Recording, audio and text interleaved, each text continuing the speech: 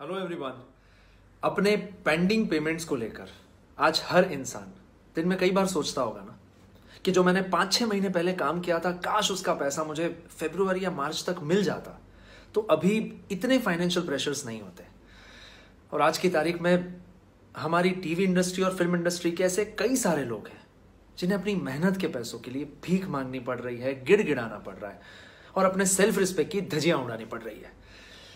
देखिए, जिन जिन के भी पेमेंट्स अटके हैं, फिर चाहे वो खुद टीवी चैनल्स के हों, प्रोड्यूसर्स के हों या फिर प्रोड्यूसर के अंडर में काम करने वाला उनका स्टाफ हो, क्रिएटिव्स, कास्टिंग डायरेक्टर्स, कोई भी हो, आई वुड वांट कि सबके पेमेंट्स क्लियर हो जाए। पर देखिए, मैं प्रोड्यूसर्स के ऊपर के मैनेजमेंट की प्रोसेस को नहीं जानता, so I can't comment on that. But मैं इतना जरूर जानता हूं कि actors, directors, technicians, writers, casting directors, creatives, इन सबको प्रोड्यूसर्स ही पेमेंट चुकाते हैं और इन सबके कॉन्ट्रैक्ट्स केवल प्रोड्यूसर्स के साथ ही होते हैं। इन सबको अपने पेमेंट्स के लिए प्रोड्यूसर के अलावा किसी और से कोई लेना देना नहीं होता।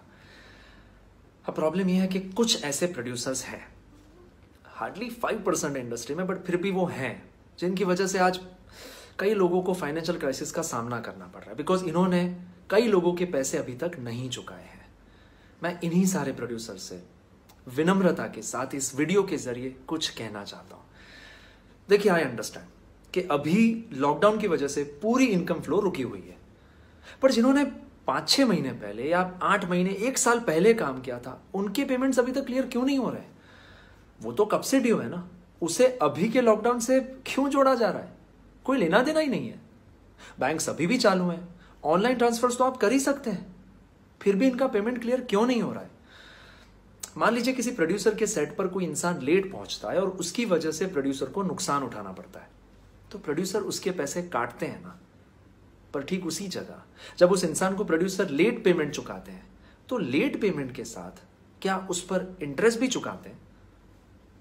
कभी नहीं।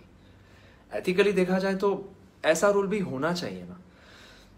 कई लोगों को प्रोड्यूसर ऐसे जवाब देते हैं कि आपको पेमेंट मिलेगा ही नहीं, या फिर हार्डली 50% मिलेगा, वो भी बड़ी मेहरबानी के साथ। पूछा क्यों, तो कहते हैं हमें शो में बहुत बड़ा लॉस हुआ है। आई अंडरस्टैंड, पॉसिबल है हुआ होगा, माई सिंपैथीज विद यू। बट जिसकी वजह से आपको लॉस हुआ है, फिर चाहे वो एक्टर, डायरेक्टर, राइटर कोई भी हो, काटिए उसका पैसा, जरूर काटिए।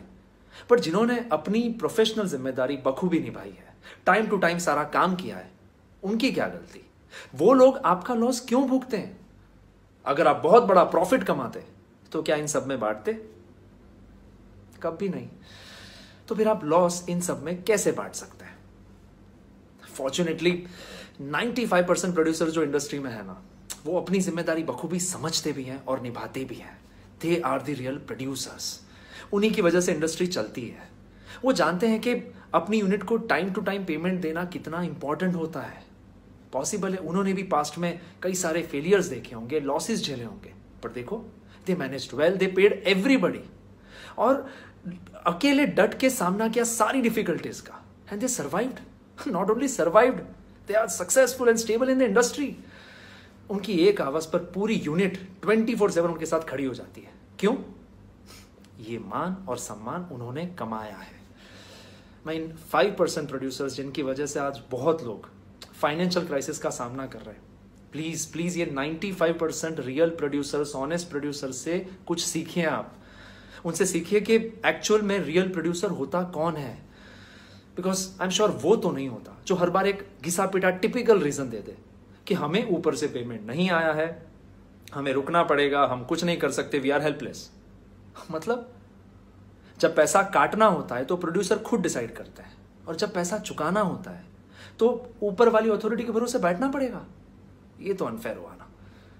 प्लीज प्लीज ये 5% में जो प्रोड्यूसर्स आते हैं जिनकी वजह से बहुत लोग तकलीफ उठा रहे हैं, मैं रिक्वेस्ट करता हूं, इस बात की सीरियसनेस को फील करने की कोशिश कीजिए। जैसे आपकी फैमिलीज हैं, वैसे उनकी भी फैमिलीज हैं। जितनी पैसों की जरूरत आपको है, उतनी जरूरत उनको भी है। मतलब अगर उनको पैसों की किल्लत शुरू हो गई तो क्या वो सबको ये कहते फिरेंगे कि हमारे प्रोड्यूसर्स को ऊपर से पेमेंट नहीं आया, इस वजह से उन्होंने हमें पेमेंट नहीं दिया और इस वजह से आप हमसे पैसे नहीं मांग सकते? पता नहीं क्यों, पर ये लॉकडाउन को पेमेंट ना देने का सबसे बड़ा बहाना क्यों बनाया जाता है? क्या हम इसे ही सबसे बड़ा रीजन नहीं बना सकते? कारण नहीं बना सकते एक छोटी सी मदद की शुरुआत करने का? देखिए, मैं जानता हूं कि पॉसिबल है कि अभी आप शायद 100% नहीं चुका पाएंगे, 50%, 40, 30, अरे एटलीस्ट 25% तो चुका दीजिए। अभी कुछ नहीं देने से तो बेहतर है कुछ तो दे दीजिए, एटलीस्ट शुरुआत तो कीजिए। यू नेवर नो कि किस डूबते हुए इंसान को इस छोटे से तिनके का सहारा मिल जाए। प्लीज प्लीज जितना हो सके क्लियर द ड्यूज।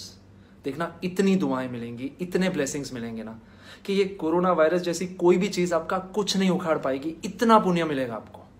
एक बार कोशिश कीजिए एंड जितना हो सके पेमेंट चुका दीजिए। Thank you.